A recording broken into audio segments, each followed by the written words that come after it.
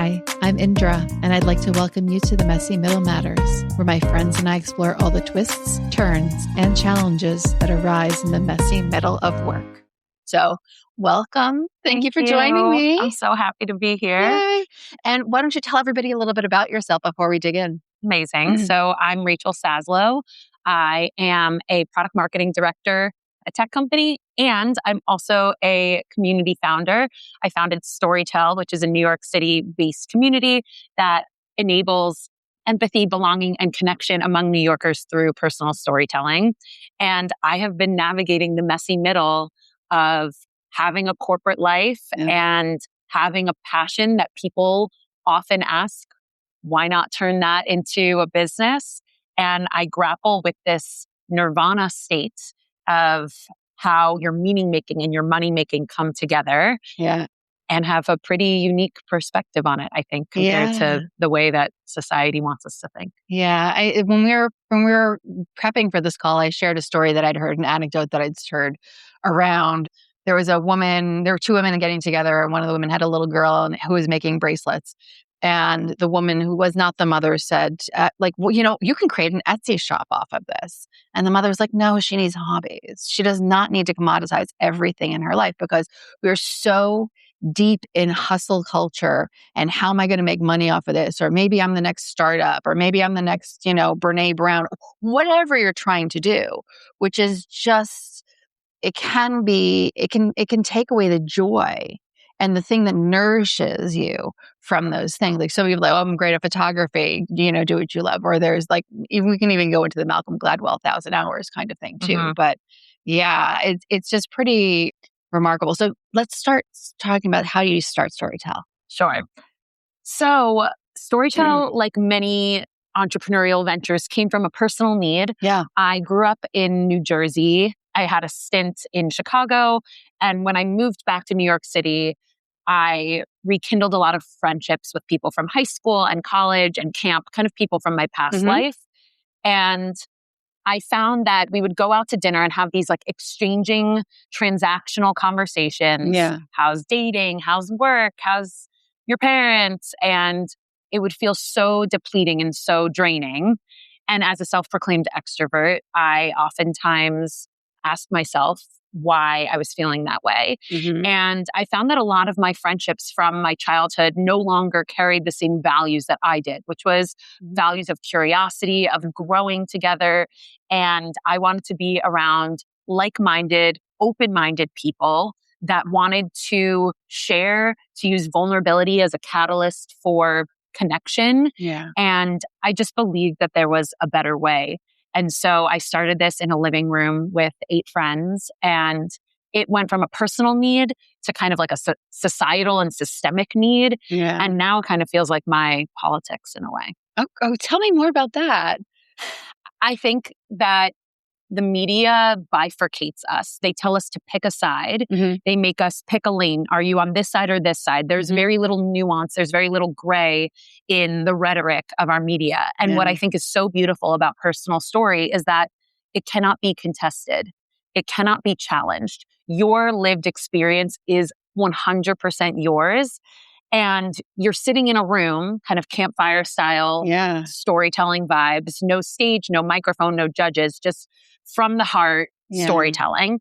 And you have the undivided attention of like 30 to 50 absolute strangers. And the beauty of holding space for someone's story and not questioning it. We don't do a Q&A after. We just let the story be what it is. And I think that in itself is political. It is creating a space for nuance, a space for us to be uncomfortable in the witnessing of others' stories, regardless of how we might feel about it. Okay, a little sidetrack, but like, how do the people in the room react to not being allowed to ask questions, interject, all of that? Or do people self-select into this environment where they're ready for that kind of really respective, active listening of like, what are they saying? Let me understand it from their perspective. My perspective comes later if I want to, right? Yes. So just to clear the air, like we don't have a formal Q&A, but after the gathering, people will go up to someone and say, oh, that resonated with me, or tell me more about that. That's totally different. Someone just shared at a last StoryTell about how they bought a train car. Oh. And I was like, I have so many questions about this. But that is at the storyteller's discretion to share. And I do think that one of the core components of being a great community builder is setting the table, setting expectation. And a lot of people, like you mentioned earlier, are like opting in, they're self-selecting into this sort of experience where the listeners and the space holders are just as important as the storytellers. And it's kind of like a simplistic but newer way of storytelling exchange that might not be so common. Yeah, no. And the reason I'm thinking about it is that, we have this, a lot of the people listen to the podcast from really a work perspective. And I'm just sitting here thinking of how many times somebody is presenting slides, which is its own version of telling a story. It's telling a business story. And there are the people who are so compelled to like me, like I have like they're showing off, or there's some show about like talking to someone about it afterwards is a very different energy than asking the question in front of the entire room. Totally. And so my invitation to everyone who's listening is feel free to set that stage for your meeting, for your talk, for your everything, being like, hey, no questions. I'm owning the room. I'm owning the space. I'm telling this story. You may not use that language, but I love that. I love that. There's such a pull from a professional lens to have a presentation feel collaborative. And I do subscribe to that. Sure. But like for someone who's done the back work to bring a point of view to a room, like let them have the floor. Oftentimes when I have a question on a presentation, 90% of the time they get to it. 3 slides later. At some point. It's just not the way I would have shared that story. But like we project our own beliefs and our own ways of how a story should be shared, or how it should unfold, or how the presentation should kind of like take part. And I think that giving an individual that creative liberty to let the story be theirs is a beautiful thing.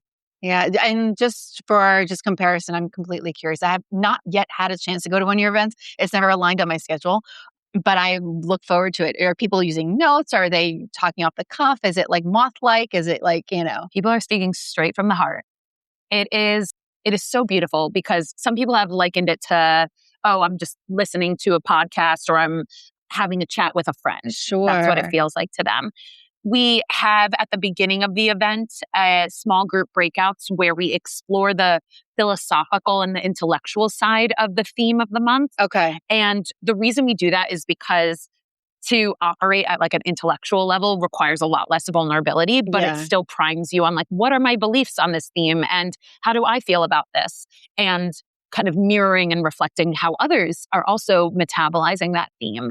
And from that, a lot of personal stories emerge. I have actually been involved in a lot of like salon style philosophical groups. And I find that a lot of people try to anchor into the intellectual, but you always find that the personal anecdotes like seep in of, a moment where I, in an uncontested way, felt and experienced this one thing. And this is my truth. Yeah. And sometimes people will lean on notes or bullet points that they've written down. Sure. You can do whatever you want. But most of the time, it's just from the heart. Yeah, it was funny. I was at a salon yesterday. The topic was healthcare. And I will say the people who were the most compelling speakers, not just for me, but you could hear it from the reaction after they finished their 7-minute talk, was the people who were super personal, who were talking from the heart, or were sharing a lived experience that was just so deeply relatable. So you're creating an amazing space. Thank you. And I can see why people, not just the American like go culture, is the people who have that mindset are like asking you like, why don't you just turn this into your business? But like, I imagine that some people are saying they want more of this, because I think we're craving the thing that you're putting out into the world, like as humans. Yeah. That whether it's authenticity, whether it's the storytelling, whether it's community, like there's so many elements that you're talking about. Let's talk a little bit about like the people pushing, pulling you, encouraging you to go into the commoditization, and why you've intentionally said, like you gave that thing the Heisman. You're like, no, not for me. Not for me. And I'll caveat, it's a not for me right now. I give myself the utmost radical permission to change my mind at any moment. Snaps for that. Snaps for that. I haven't yet. Yeah. It's been 3 years and I'm still headstrong on this being a passion project. Yeah. I'm a runner-up or I'm in the running for a grant right now, which could, That radically could change things. So who knows? But I have found that when I start to businessify a passion, it drains the life out of it. And not only do I feel less motivated by it, but now I am having to make sacrifices and compromises between what's best for me and my community, which is already two separate things. Like what's best for me and what's best for my community are sometimes really different. And we can chat about that, like the role of being a community builder and how to nourish yourself so that you have this sustained momentum and energy to put into the community. But then when you add this whole other layer of profit on top of it, you're having to make radical decisions that might be at odds with the core values of your community. A very logical one is increasing prices. Having more people in a room than feels cozy just to make ends meet or make margins or hit our numbers. And I actually was at a live podcast recording with Seth Godin, who is a marketer that I so admire. And he had a Q&A at the end of this session all around like meaning making and money making. And I raised my hand and I was like, why are we so focused on taking our hobbies and like turning them into our jobs? And he gave me some like brutal feedback that was along the lines of, you should not be wasting your time in your career doing something that you kind of half-ass like. Whereas, like if you can get to the point, this nirvana point of your meaning making and your money making overlapping, that's what we should be striving for. And I feel like I've been sold that dream for my whole adult career. And I've been seeking it. And I've been in enough roles and I'm like, this feels tolerable. This feels good. This feels like it's fueling a life outside of work that I really love. And letting work be work and letting passion be passion. And so from someone who is someone I admire so much and to get that feedback from him and to say, I'm not selling my soul at work, but I am not chasing a career that is so purpose-driven the way that I think many people do. And I'm open to changing my mind. I'm open to a world in which that looks different. But right now for me, my work is the financial catalyst for me to live an abundant life outside of work. And I'm so actively protecting StoryTell because I want to protect my community. I want to protect myself. And I haven't yet found a model that I feel excited about going all in on financially. My life is quite expensive. I live in New York City. I like to eat out. I like to travel. I think I acknowledge that there's a little bit of fear in my approach, but I also feel like majority of it is coming from an intrinsic knowing and a sense of self that like I want to preserve the efficacy, that I want to preserve the meaning and the container of StoryTell as what it is without competing with capitalistic tendencies.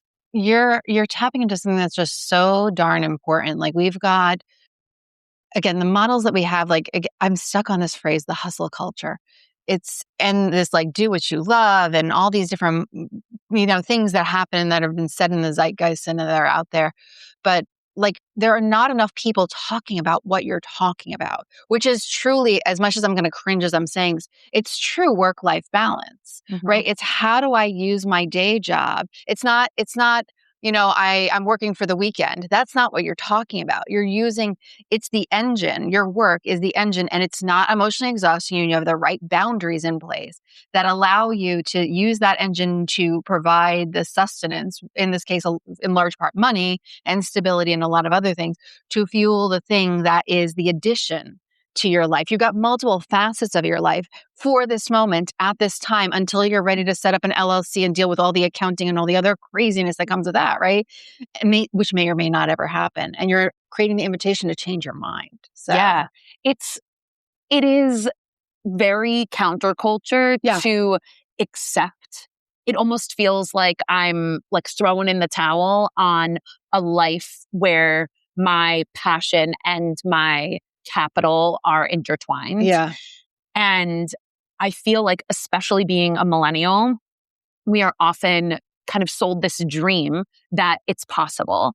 And I think it is possible. But for those who it's not possible for right now, Yeah. I can't live a life where I'm striving and tinkering with my career to the point of exhaustion. Yeah. I've had so many jobs in my life, and they fuel strategy for me. They fuel a bit of creativity, like you said, security and safety, Yeah. financial stability. And that's the role that I'm letting work play in my life right now. And I sometimes feel a little embarrassed to say that, because there's this striving culture, this there must be more culture Yeah. that millennials subscribe to. And I feel like the more I'm striving, the less I'm being present and in the moment with my current life that's in front of me. Yeah. I'm not sitting on my hands, like not putting myself out there and open to dreams coming through my path. Sure. And that, like, it's both an openness and a security and a presence. And I Yeah. feel like balancing the two is something that I've spent a lot of time really grappling with and trying to accept. There's two words that are bubbling in my brain as you're talking. One is intentionality. Like, you are so intentional with where you're investing your energy and attention and being deliberate around that. And I think that that's what not enough of us do, because I'm a generation older than you, and we were told, like, the goal was to get a job that's going to last you for your entire life. Actually, my generation was told not to count on that anymore. Boomers were told that's their job, like, work until I can get that pension. Yeah. My generation was like, we'll see what you get, right? And then it's changed. And then you look at Gen Z; they're in a completely different category. They're like multi hyphenates by necessity, which is really interesting. And it's an interesting shift. And I admire you. I admire you for the way that you're doing this and the way that you're navigating it.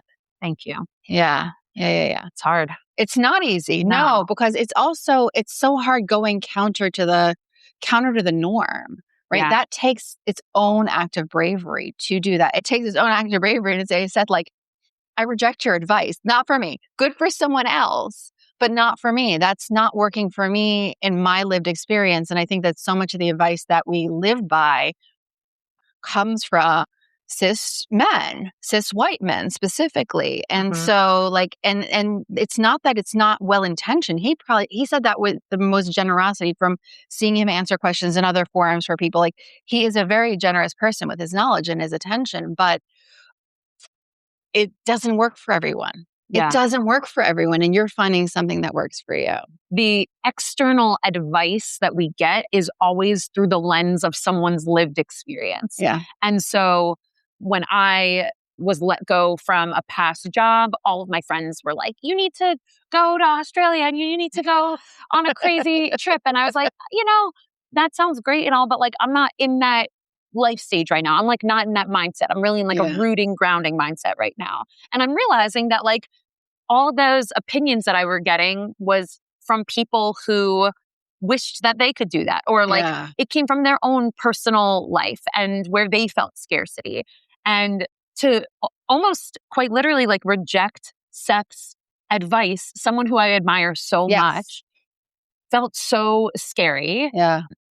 And this is not me saying that you should throw caution to the wind and just right in at your job. I think your job should play some sort of role in your life, but allowing yourself to be like proud and content with the role that work is playing in your life, even if it is not your like life's calling. Yeah.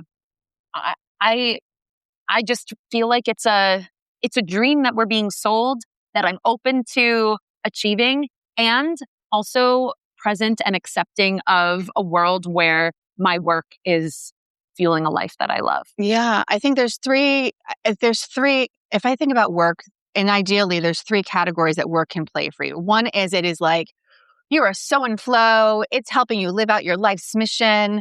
And it's great whether you're working for someone else, you're the entrepreneur who started something and whatever. There's it's sucking the life out of me. And how do I even drag myself into a work scenario? Right? That's a very different thing. Then your cup is empty by the time that you get home, right? Yes. What you're talking about is that middle ground, which is perfectly fine. I would venture to say that an awful lot of humans on earth, that's perfectly fine. I go to work. I do good work. I'm proud of the thing I do. I make fair pay. I come home. I live the rest of my life. And it's not reasonable for all of us to be living our dreams in these crazy ways. So many of us are in that middle portion, which is a different version of that messy middle. We are the doers, but being content with your work is enough. It's a neutrality. Yes. Yes. It's not like a detractor. Yes. It's a neutrality. Yes. That's a great way to say it. If work is neutral in your life, why would you change it until there's something that compels you to feel otherwise? Yeah. There's always this like nagging voice of like, what could be more? How more could work play into my passions and my dreams? And sometimes it's worth listening to, and sometimes like you can realize that you can get a lot of your passion and fulfillment. And interesting to what you were just saying of like living your dream, like maybe this is my dream, like maybe the choices that I'm making. Yeah. Something else that came to mind for me was like, anytime that you are making a career shift, you need to be ready to make sacrifices. And I went through kind of like the Rolodex of everything that my work is giving me right now. Yeah. And not one of them was what I was willing to let go of. Yeah. I'm not ready to make a sacrifice yet. And I think that that's an interesting framework to think about. Like, what are you willing to give up to maybe pursue something that is a little bit more passion oriented? For me, I'm not willing to accept less capital right now, given my lifestyle. I have a lot of flexibility and I'm not really willing to give that up. I'm trying to date and I don't really want to date my entrepreneurial venture, which I feel like a lot of people say when you become an entrepreneur, you date your work. Oh, yeah. Not really interested in that either. And so I'm like, what's got to give, Rach? And I am not ready or desiring to give up a lot of my life right now. And therefore, that's a great indicator that I'm in the right place. Yeah. Mickey and she joined me for an episode and we were talking about just the identity shifts when you're changing roles, the identity shifts that happen around time and the mourning that happens for your former self.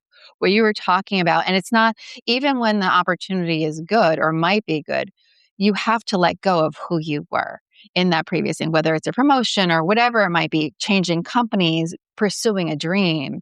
And I love the fact that you're talking about imagining the process. Am I willing to let go?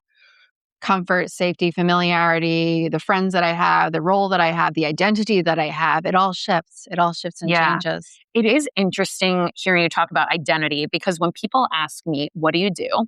I deflect hard and I say for work or for fun, because I try to give people the option to like not hone in on work. And I tell people that work is the least interesting thing about me.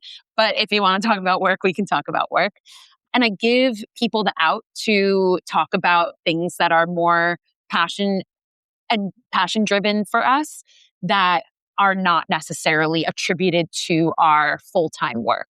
And this concept of identity and how it weaves into your work. Like, I don't lead by saying I'm a product marketer. Yeah. I am still kind of trying to figure out what my like elevator pitch is. And I think that a lot of multi-hyphenates grapple with this friction of like, what do I lead with? What do I call myself? Like, I do so many things. What do I stand? What do I stand for? I think, by being able to own your multitudes and let others into that world, by saying what I love to do or what I stand for or what I'm passionate about is something that makes up more of my identity rather than the role that I have. And if you really look at it, like product marketing and running this storytelling community has a through line of storytelling. Sure. So there are through lines there, but I really try not to lean on my role or my title as a means for my identity because I really don't feel like it captures it. I don't think that's a deflection. I think it's an invitation. Yeah. It's beautiful. So I'll ask you because you might have something useful because I think that that's going to be such money for so many people who struggle with that question. Like, so what do you do for work? Yeah, but the way that I learned this years ago was, how do you spend the days of your week? And then people just sit there and they're like, what do you mean by that? I'm like, your choice, however you want to answer it. And like in this economy, people more often than ever in the past, are like, oh, thank you for saying it that way. Because like people keep on asking me what I do for work. Yeah. And I'm right now trying to find something, right? I'm like, okay, I'm glad it was useful. Do you have an opening line when you're the one asking about somebody else? I like to ask, like, what's bringing you joy lately? What are you passionate about lately? What have you been thinking about lately? And that can really lead to very abstract places. I think, like, how you spend your week is interesting, but also, I don't know. It's pretty broad. Go ahead. Could be kind of boring. Like, I don't know. I go to the gym, I go to work, like, whatever. Versus, like, what's bringing me joy or what am I passionate about allows me to kind of dig into the crevices of my life that I'm actually excited about talking about. And I feel like some people are taken aback and surprised by that question, but most people are like really excited for that invitation. That's so nice. That is so nice and so generous. Wow. We've covered so much ground. I want to be mindful of time. Any other things that you want to touch on or tell people about or thoughts that you want to share with everyone? I guess that like if I were to give any advice, and we've talked a lot about how external advice can be digested at your discretion. Yeah. But I think listening to your inner voice and choosing a life that feels good for you, that radically feels good for you, even just in the moment, treating this moment in time as an experiment and giving yourself the radical permission to change your mind, I think will alleviate and bring a lot of freedom to this question of like, what am I doing? What does my career look like? How do I identify myself?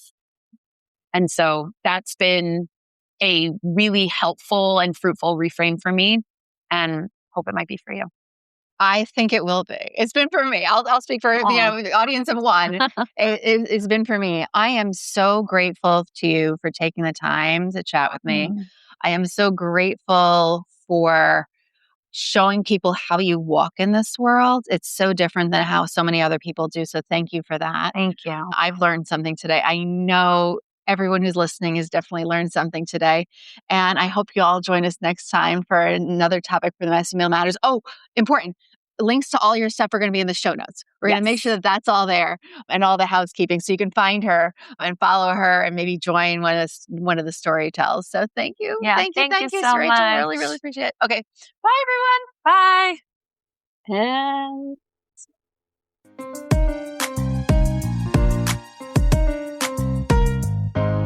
Thanks for taking time with us in the messy middle.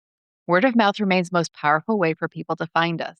If this episode sparked something for you, we'd love it if you'd subscribe to the podcast on your favorite app, download a few episodes, and share it with someone else who's navigating the in-between. Do you have ideas for future episodes or topics you'd like us to explore? You can find our feedback form at themessymiddlematters.com or in the show notes. Thank you for joining us on this journey. This work is better when we do it together. Until next time.